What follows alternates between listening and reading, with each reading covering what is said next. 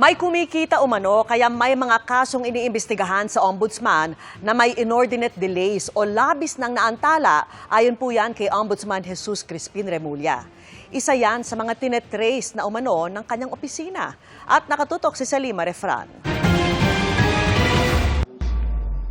Nagulat mismo si Ombudsman Jesus Crispin Remulla sa halaga ng hindi umano na-recover ng gobyerno sa mga sangkot sa katiwalian, pero na-dismiss ang kaso dahil sa labis na pagkaantala. I got word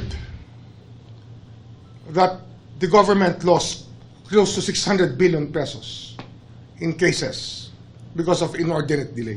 Hindi ko alam kung accurate. Nanlaki yung mata ko nung sinabi yan, pero dapat tingnan natin eh. Para kay Remulla, may magagawa pa para pabilisin ang mga kaso. Walang matutulog dapat.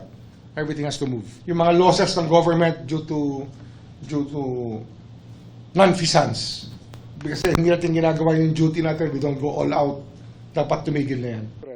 May kumikita rin umano para di umusad ang ilang kaso na tinetrace na nila. Mayroon pang sinasabing parking fee sa mga kasong fina-file, pinaparada lang, nawawala, natutulog ng ilang taon, tapos walang nangyayari.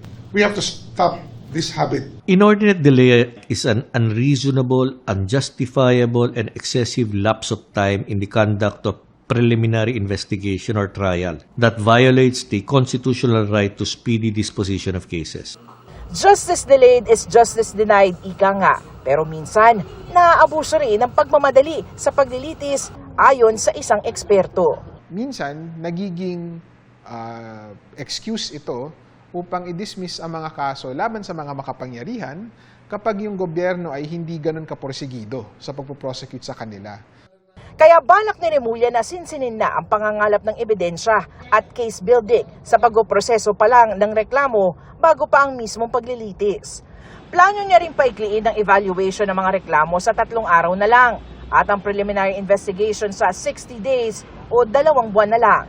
At kung ngayon, probable cause o sapat na dahilan para kasuhan ng isang tao lang ang dapat maabot ng ebidensya, sa mga susunod, bago isampa ang kaso, dapat sapat na ang ebidensya para makakuha ng tiyak na panalo sa paglilitis o conviction. Kaugnay ng flood control hearing sa Sandigan Bayan, may napagkasunduan na. Continuous trial ang aming hihingin sa lahat ng kaso. Basta't nakompleto ho namin ng ebidensya, na-file namin doon, ready to litigate po kami at ready ho kaming ipresenta yung ebidensya. Para sa GMA Integrated News, Salima Refran, nakatutok 24 oras.